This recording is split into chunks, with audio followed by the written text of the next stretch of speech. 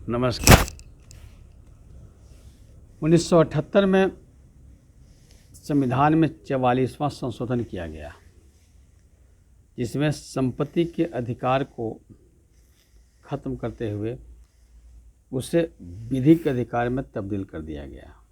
संपत्ति के अधिकार नहीं है, फिर भी 57 अरबपतियों के पास देश के कुल 58% धन है।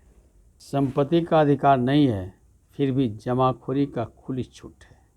संपत्ति का अधिकार नहीं है, फिर भी मंदिर, मस्जिद, गुरुद्वारे एवं अन्य धार्मिक संस्थाओं के पास अकूत संपत्ति है। संपत्ति के अधिकार नहीं है, बावजूद भी राजनीतिक हस्तियों के पास बेशुमार दौलत है। संपत्ति के अधिकार नहीं, फिर भी फिल्मी हस्तियों के पास अकूत दौलत। संपत्ति का अधिकार नहीं है, पर कॉरपोरेट घरानों के पास बेशुमार दौलत है।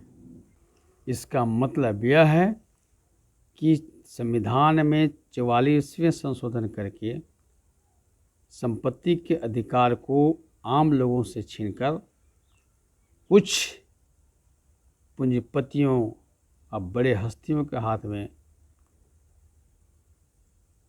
कानूनी अधिकार दे दिया गया।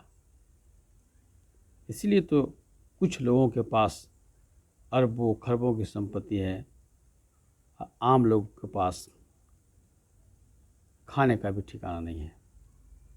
सच तो यह है कि मेहनत कशों के टैक्स से देश चल रहा है और लुटेरों के नजराना से राजनीतिक पार्टियां चल रही हैं। अर्थात लोकतंत्र के संस्थाओं को नजराना पेश करते रहो और संपत्ति बटोरते रहो, काले धन को सफ़ेद करते रहो, कोई दिक्कत नहीं। देश के जवानों, किसानों, मजदूर भाइयों,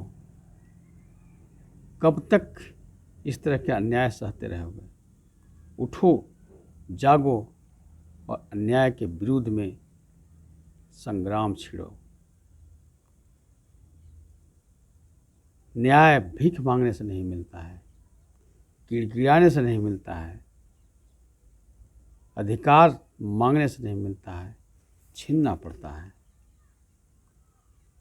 अन्याय के विरुद्ध संग्राम करना ही न्याय है। अन्याय को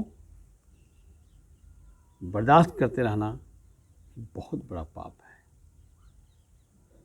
मानव जीवन मिला है अन्याय के विरुद्ध में संघर्ष करते हुए अपने आने वाले पीढ़ियों के लिए एक अच्छा लोकतंत्र प्रदान करने का, ताकि उनका सर्वांगीण विकास हो। अगर ऐसा करने से चूकते हैं तो आपके अपना भविष्य तथा आने वाले पीढ़ियों के साथ बहुत बड़ा अन्याय करते हैं। इसलिए अब समय आ गया है न्याय और शोषण के विरुद्ध में संग्राम करने का।